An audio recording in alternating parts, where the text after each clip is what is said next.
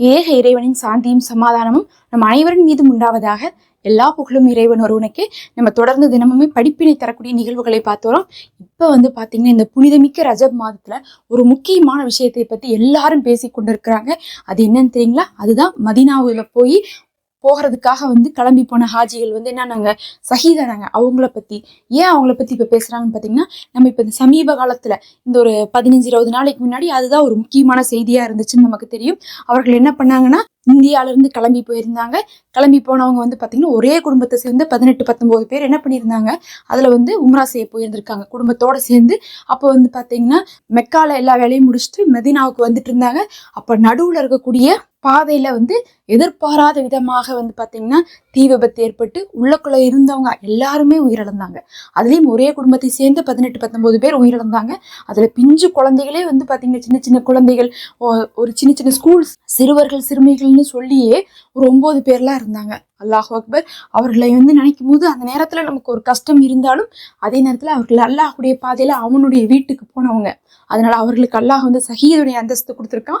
இப்ப என்ன இருக்குன்னு பாத்தீங்கன்னா, அவர்களை எங்க அடக்கம் பண்ணிருக்காங்கன்னா ஜன்னத்துல் பக்கீல அவர்களுக்கு அடக்கம் செய்யப்பட்டிருக்கு.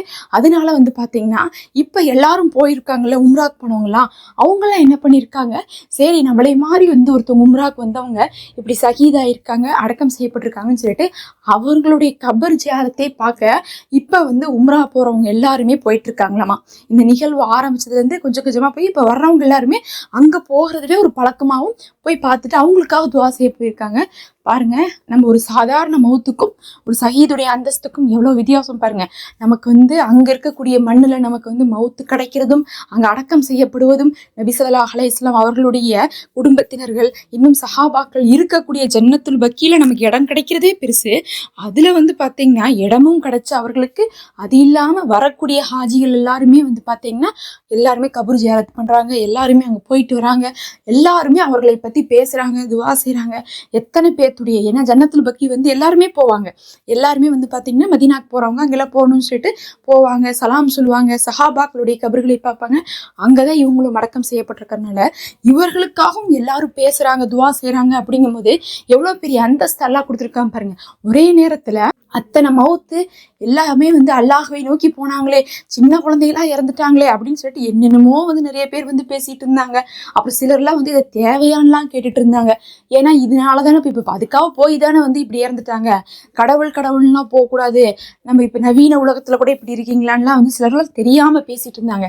மவுத்து நடக்கணும், விபத்து இருக்கணும்னு நடந்தா அது எங்கிருந்தாலும் நடக்கும்.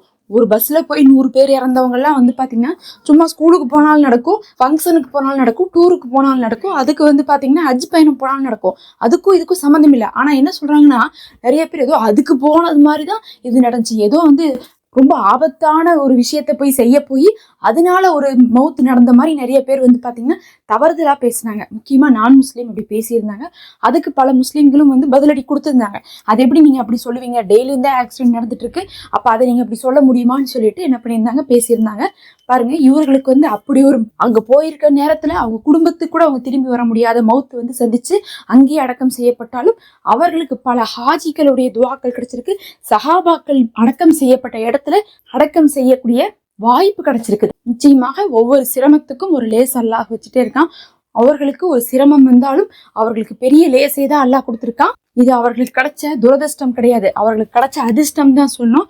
நிறைய பேர் போனாங்க திரும்பி வரல, அவ்வளவுதான் அவங்க அன்லக்கின்னு நினைச்சிருப்பாங்க. அவங்க ஒன்றும் அன்லக்கி கிடையாது, அவங்க தான் ரியலாவே லக்கியான பர்சன். அவர்களுக்காக நாமளும் துவா செய்துக்கலாம். அல்லாஹ் அவர்களுடைய கபரையும் மறுமையும் சிறந்ததாக்கி வைப்பானாக. ஆமீன் ரப்பல் ஆலமீன். நமக்கும் உயர்ந்த அந்தஸ்தை கொடுப்பானாக, அவருடைய இல்லத்தை காணக்கூடிய பாக்கியத்தை தருவானாக, சஹீதுடைய மௌத்தை நமக்கு தருவானாக, பாவங்கள் மன்னிக்கப்பட்டவர்களாக நம்மளை எழுப்புவானாக. இந்த ரஜபுடைய மாதத்துல எத்தனையோ பேர் அங்க போறவங்க அவர்களுக்காக துவா செய்து கொண்டிருக்காங்க. இது புனிதமாக்கப்பட்ட மாதமாக இருக்கு. இந்த மாதத்துல நாமளும் அதிக அதிக நல்லமல்களை செய்து வரணும்.